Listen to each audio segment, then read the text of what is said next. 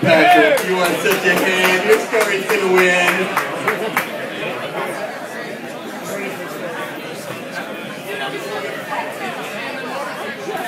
Yeah, I don't have any slides, but I didn't want it turned off either, so I told Patrick to bring up a pearl. I guess that's all right. That's a good one? That's what you chose for me. Thank you. You were my friend. All right. My name is Rob Noble, and I'm going to tell you a story about brain damage. But it's not a bummer or a downer, so don't get upset. Although it is a story about me. My childhood would be a good place to start. I was an only child of a single mom, and I was deep into pop culture in the 1970s. When I was a kid, I did not play games, sports, video games, card games, board games, any of that. I only liked trashy novels, albums on vinyl, comic books, and monster movies. No games, stories only, my entire childhood. So I grew up in kind of a bubble. When I was like 15, I moved across the street from my high school. And I had kids over. And when I had kids over, I would have to explain, I don't know what to do with you. This is like bringing my furniture home from school. But I slowly learned how to do all of these things I did not know how to do as a kid. In my late teens, my early 20s, what was canoeing and camping, swimming and bicycle riding for every other kid, that was total mystery to me. The one thing I could do as a kid is I could ride a motorcycle. I could ride a bike, and I could talk about movies. I could already read an old book as a little child, and what I wanted to do was ride bikes, make movies. And I learned to ride a motorcycle because I couldn't swim, I didn't know how to ride a bicycle, I couldn't do anything. I couldn't play sports, I couldn't play musical instruments, I couldn't sing. I didn't know how to fly a kite or lay in a canoe. I couldn't do anything. But I could ride a motorcycle because my dad was a biker, and my dad, the biker, made sure that I knew how to ride a Yamaha 125, and then a little Honda 250, then a Honda CB400, and then Silverwing, the first Silverwing. My dad made sure that I could ride a motorcycle. He's like, I can't do much else for you, but I can do that. So I was able to ride a motorcycle right up into college. And when I was a junior in college, I was in an accident. And this accident, when I was a junior in college, turned out to be kind of the hinge of my life. The defining event so far. And I'll be 40 next year. Thank you. My dad had taught me how to ride, not for speed, but for stamina. My dad was a touring motorcyclist. And I learned how to be like the Neil Peart.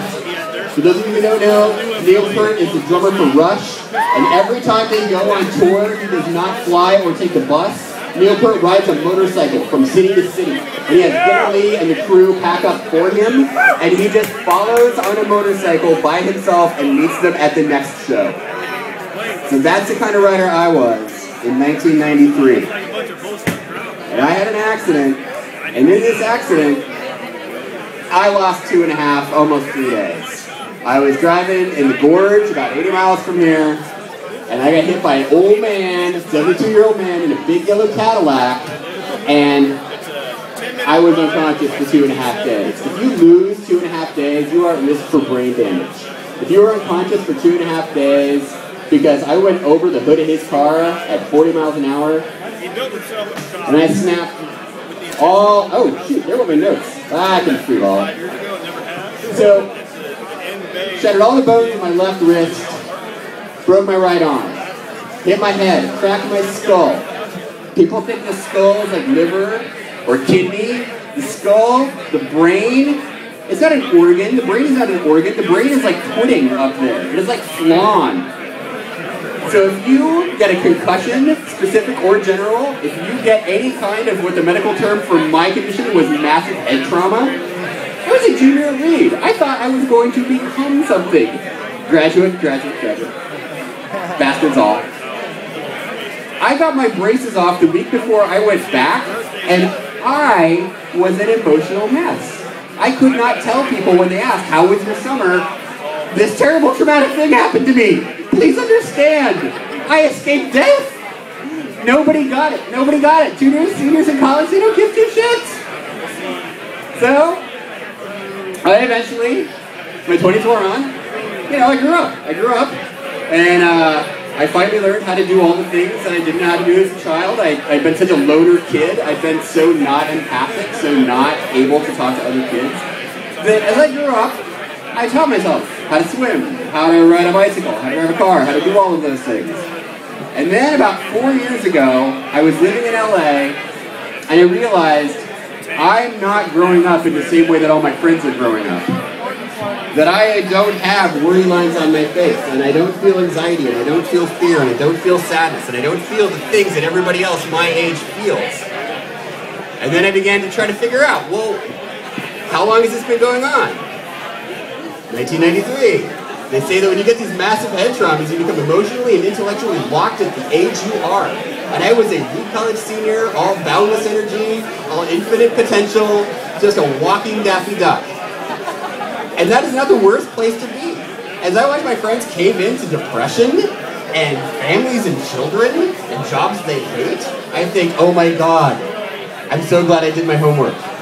Because the part of my brain that died in the accident surrounds the amygdala. The amygdala is the part of your brain that controls anxiety, stress, and fear. And the part of my brain that I lost in my big, broke 2 arms, 2 ribs, jaw, lost half the hearing of my left ear. Biggest accident I could ever survive. It also cost me my ability to feel fear. I think it's okay that I am like Harrison Ford in the last half of Regarding Henry. I think it is not the worst thing in the world. And I have to tell you right now, I've just started going public with the fact that, yeah, I'm a very high-functioning brain damage survivor, like a year ago. This is the most people I've ever told at once. And the parts of my brain that control optimism and bravery are throbbing.